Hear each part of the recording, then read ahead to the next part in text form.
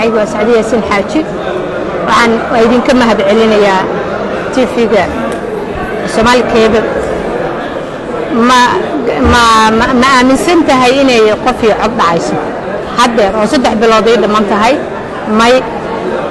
waana sababaynayaa inay ka dhacdo qof kasta jeclaa laakiin ma aaminsani mana dhici karto mana dhacayso sababta oo ah de waqtiga ma jiraba 3 bilood weeye aniga dastuuriyan ayaan xildhibaan ku ahay qodobka dastuuriga ah ee 60aad ayaa wuxuu ii qeexayaa in aan 4 sano ay tahay xilhayntayda 4 sano 3 bilood ay iga dhiman xalay waxaan u jeednay xildhibaano asxaabtayda oo meel intay iskugu tageen dhahayay intaasoo 50 baan nahay 60 baan haddii rabto 70 ay noqon karaan ka badan ay noqon karaanba oo dhahayay waxaan rabnaa qof iyo cod waxay hadii laga shaqeeyo ay xildhibaanadu ka fikiraan 2017kii 18kii 19kii xagee la jiray waxa la jiray xukuumadda ee xildhibaanadu waxay ku mashquulsanaayeen gudoomiye la rido oo inqilaab lagu rido nin dhahay fikirkiina inuu ka soo jeedo darashada looga dhaco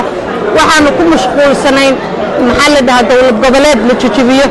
marka maanta oo 3 bilood ay ka dhiman tahay inaan niraahno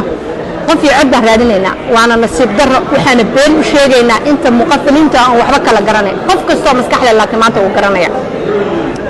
aniga mid kale ayaa ii raacda oo iigu weyn maanta baarlamaankii aan dhex fadhiyaa program baa iska socda maaliyadii baa la leeyahay la ansixiyo waxa laga hadlayaa guddi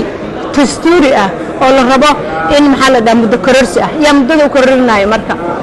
xukuumaddii dhacday aan ognahay sharciyan xukuumadda waxa ay qodobka 97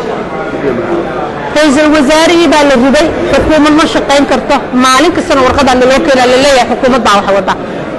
maanaha waalan baa la mas'aadan baa laga heesiyaa war adduunka Soomaaliya xagee u socotaa Soomaaliya anaga baarlamaankii baan nahay baarlamaanka dhex jooga maanta wallahi ciyaar ma aha wadankan dawladda madaxweyne Farmaajo meel xubin raba inuu ka tuuro maanta oo kale waxay u baahan tahay odayo waxay u baahan tahay siyaasiyiin waxay u baahan tahay ummad islaam oo isku xil saarta ma aha qof walba 30 sano ayaa waxa lagu jiray maanta hebel baa haystee sidoo raba ha u dhaqo waana Soomaaliya waxa 30 sano gaarsiisay ani waxaan ugu baaqayaa aska Sacdiya ahaan in la soo farageliyo siyaasadda Soomaaliya shisheeye ma rabna in la soo farageliyo laakiin waxaan u baahanahay oday dhaqameed isbishal dadka Muqdisho jooga sababta isku mahmaahinay ilaa hadda ma garanayo war ra'iisul wasaare waa dhacay xukuumaddu waa la dhacday waana waraaqaha loo keenay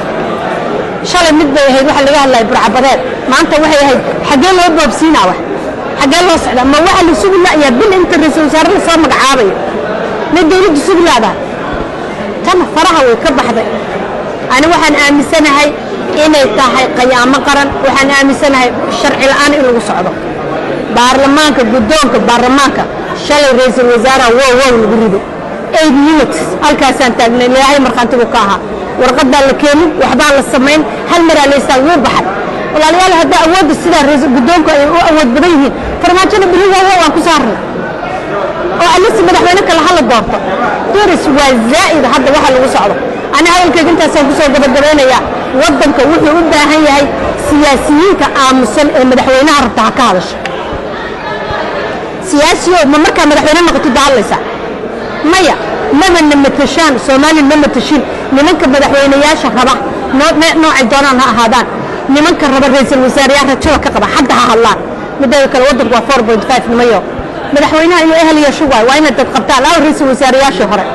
la hawla wala quwwata wallahi ciyaar inay iga ahayn wadanka wuxuu u baahan yahay wax gacanta Farmaajo ka qabto u baahan yahay